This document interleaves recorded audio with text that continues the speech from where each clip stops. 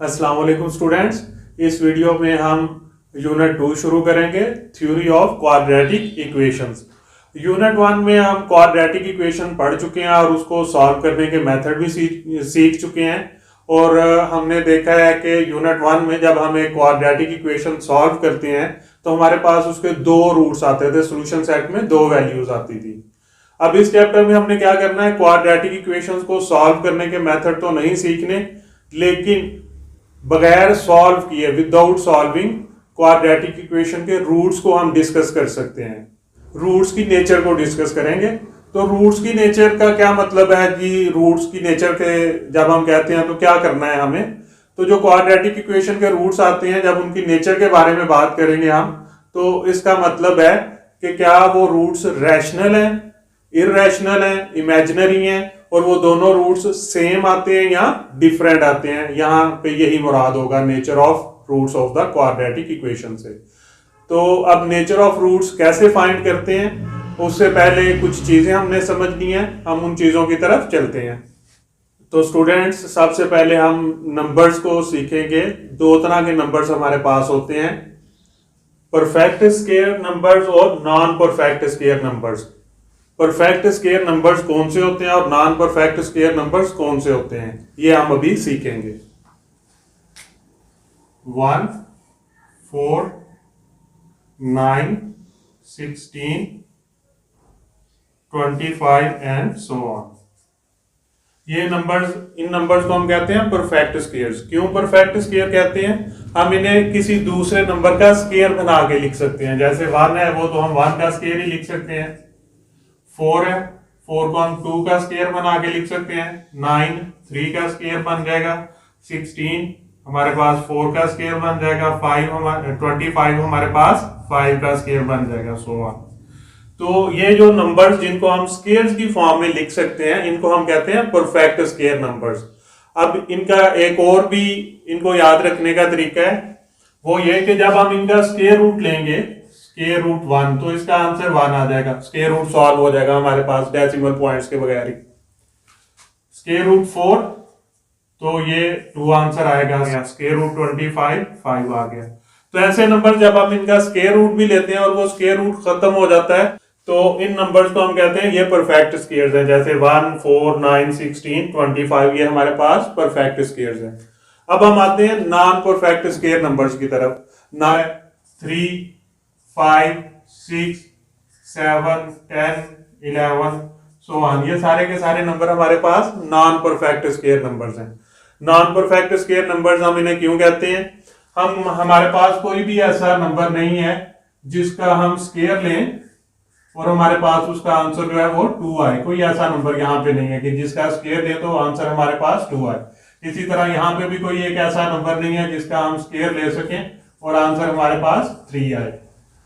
तो ऐसे नंबर्स को हम कहते हैं नॉन परफेक्ट स्क्वायर्स। इनकी अब दूसरी निशानी क्या है इनकी? वो ये है कि जब आप इनका स्क्वायर रूट लेंगे, स्क्वायर रूट 2, तो इसका आंसर एक सिंपल आंसर नहीं आएगा, वो एक नॉन टर्मिनेटिंग, एक डेसिमल पॉइंट्स में चलता जाएगा कैलकुलेटर पे। अगर आप कैलकुलेट इसे करते हैं तो 1.4, 1.4142 समथिंग, ये सो ऑन चलता जाएगा, खत्म नहीं होगा। इसमें जो याद रखने वाली चीज ये है कि वो आपने याद रखना है किस नंबर का स्क्वायर रूट खत्म हो जाता है और किस नंबर का स्क्वायर रूट खत्म नहीं होता। परफेक्ट स्क्वायर नंबर, जो परफेक्ट स्क्वायर्स होते हैं हमारे पास, उन नंबर्स का स्क्वायर रूट खत्म हो जाता है, और जो नॉन परफेक्ट स्क्वायर नंबर्स होते हैं उनका स्क्वायर रूट हमारे पास मौजूद रहता है। अब हम देखेंगे हमारे पास रियल नंबर्स कब आते हैं और इमेजिनरी नंबर कब आते हैं उनके साथ। अगर हमारे पास स्क्वायर रूट के नीचे कोई पॉजिटिव नंबर आ जाए, चाहे वो परफेक्ट स्क्वायर हो या नॉन परफेक्ट स्क्वायर हो, पॉजिटिव नंबर आ जाए, ग्रेटर देन 0 आ जाए, तो हम कहेंगे हमारे पास ये रियल नंबर्स हैं। और अगर हमारे पास स्क्वायर रूट के नीचे कोई नेगेटिव नंबर आ जाए, जैसे ये स्क्वायर रूट 3 सॉल्व तो नहीं होगा, ऐसे ही रहेगा, लेकिन माइनस का आयोटा बन जाएगा। इसी तरह 4 का स्क्वायर रूट सॉल्व होकर 2 आ गया, और ये जो नेगेटिव साइन है माइनस, इसका आयोटा बन जाएगा स्क्वायर रूट के नीचे होने की वजह से। 10 स्क्वायर रूट सॉल्व नहीं होगा, ऐसे ही रहेगा, माइनस का आयोटा बन जाएगा। आगे जब स्क्वायर रूट के नीचे नेगेटिव नंबर्स आ जाएंगे तो हमारे पास इमेजिनरी या कॉम्प्लेक्स नंबर्स आते हैं। स्क्वायर रूट सॉल्व हो जाएगा। जैसे स्क्वायर रूट 4 है, इसका आंसर 2 आ रहा है, तो इसे हम कहेंगे ये रैशनल नंबर है। और ऐसे नंबर जिनके ऊपर स्क्वायर रूट बरकरार रहेगा, स्क्वायर रूट खत्म नहीं होगा, जैसे स्क्वायर रूट 3 है, ये एज इट इज लिखा जाएगा, ऐसे ही रहेगा, तो उसे हम कहेंगे इररेशनल नंबर्स है। अगर स्क्वायर रूट के नीचे हमारे पास पॉजिटिव नंबर है और उसका स्क्वायर रूट सॉल्व हो जाता है, तो हम कहेंगे वो रैशनल नंबर है। और अगर स्क्वायर रूट के नीचे हमारे पास पॉजिटिव नंबर है और उसका स्क्वायर रूट सॉल्व नहीं होता, तो हम कहेंगे वो इररेशनल नंबर है। और अगर स्क्वायर रूट के नीचे नेगेटिव नंबर आ जाए, चाहे वो परफेक्ट स्क्वायर हो या ना हो, नेगेटिव नंबर परफेक्ट स्क्वायर नहीं होता, तो हम उसे कहेंगे वो इमेजिनरी नंबर है। ये हमने 3 बातें याद रखनी है। अब हम अपने डिस्क्रिमिनेंट की तरफ चलते हैं, तो आगे बढ़ते हैं नेचर ऑफ रूट्स को डिस्कस करने के लिए। स्टूडेंट्स, आप यूनिट 1 में पढ़ चुके हैं ये standard form of quadratic equation ABC belongs to real numbers A not equal to 0। इसको अगर हम क्वाड्रेटिक फार्मूला से सॉल्व करते थे तो हमारे पास ये रूट्स आ जाते हैं, जिसे हम क्वाड्रेटिक फार्मूला ही कहते हैं। तो इस क्वाड्रेटिक फार्मूला से 2 रूट्स हमारे पास आते हैं, एक प्लस के साथ और एक माइनस के साथ। इस कंडीशन को जरा देखें, ABC belongs to R, it means A, B और C ये तीनों रियल नंबर्स हैं। और अगर रियल नंबर्स को प्लस माइनस मल्टीप्लाई वगैरह करें तो हमारे पास जो आंसर आता है वो भी अमूमन रियल नंबर ही आता है। लेकिन यहाँ पे जब हम अपने ये सोल्यूशन को देखते हैं, रूट्स को देखते हैं, तो इसमें ये इतना हिस्सा b स्क्वायर माइनस 4ac ये स्क्वायर रूट के नीचे है। अब जब ये स्क्वायर रूट के नीचे है, तो अभी हमने पीछे पढ़ा था कि अगर स्क्वायर रूट के नीचे जो नंबर आते हैं उन्हीं पे डिपेंड करता है कि वो आंसर हमारा रियल बनेगा, रैशनल बनेगा, इररेशनल बनेगा या इमेजिनरी बनेगा।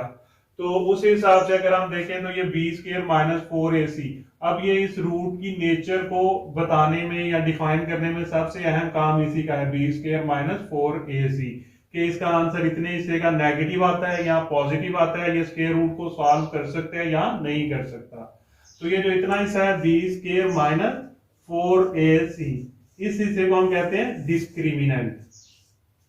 अब इस डिस्क्रिमिनेंट के साथ हम नेचर ऑफ रूट को डिस्कस करेंगे।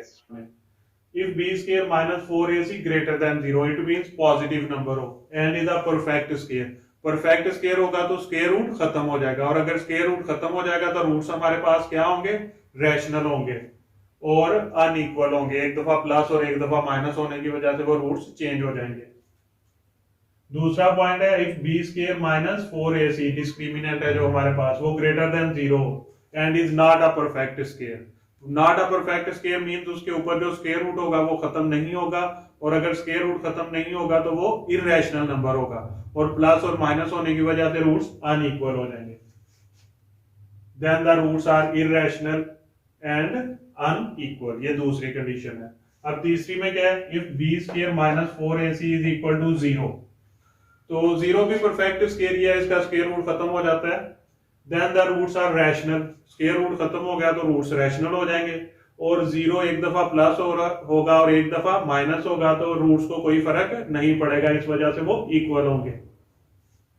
और अगर b square minus 4ac less than 0 होगा तो रूट्स आर इमेजिनरी, जार है नेगेटिव होगा। लेस देन 0 का मतलब यह है कि डिस्क्रिमिनेंट हमारे पास नेगेटिव होगा, माइनस में होगा। जब माइनस आ जाएगा स्क्वायर रूट के नीचे तो हमारे रूट्स क्या होंगे स्टूडेंट्स, वो कॉम्प्लेक्स कॉन्जुगेट बन जाएंगे या इमेजिनरी हो जाएंगे। इस वीडियो में इतना ही हम पढ़ेंगे स्टूडेंट्स, और अगर आपको कुछ समझने में प्रॉब्लम आ रही है तो आप कमेंट्स में बता सकते हैं, इंशाल्लाह उसका रिप्लाई दिया जाएगा आपको। अल्लाह हाफिज स्टूडेंट्स।